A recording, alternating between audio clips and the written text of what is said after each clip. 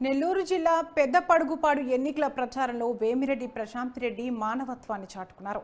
ఎండ తీవ్రతతో పుల్లయ్య అనే వ్యక్తి ఒక్కసారిగా కుప్పకూలి పడిపోయాడు. ఇది గమనించిన ప్రశాంత్ రెడ్డి హుటాహుటిన అక్కడికి వచ్చి ఆసుపత్రికి తరలించారు. కుమారుడు అర్జున్ రెడ్డి పుల్లయ్యను ఆసుపత్రికి తీసుకెళ్లాడు. దీంతో ప్రశాంత్ రెడ్డిపై పెద్దపడుగుపాడు గ్రామస్తులు ప్రశంసల వర్షం కురిపించారు.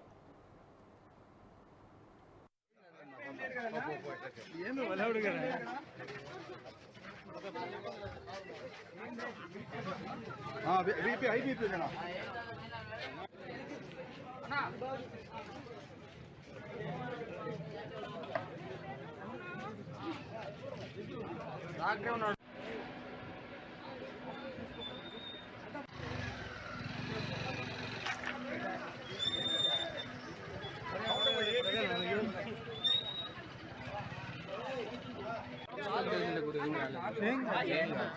గాలాన్ని నమ్మ ఏం కాదు.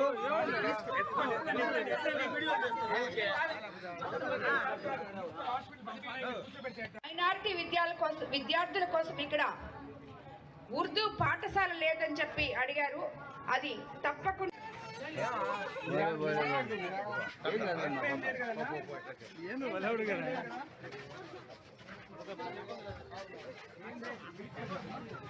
बीपी हाई बीपी देना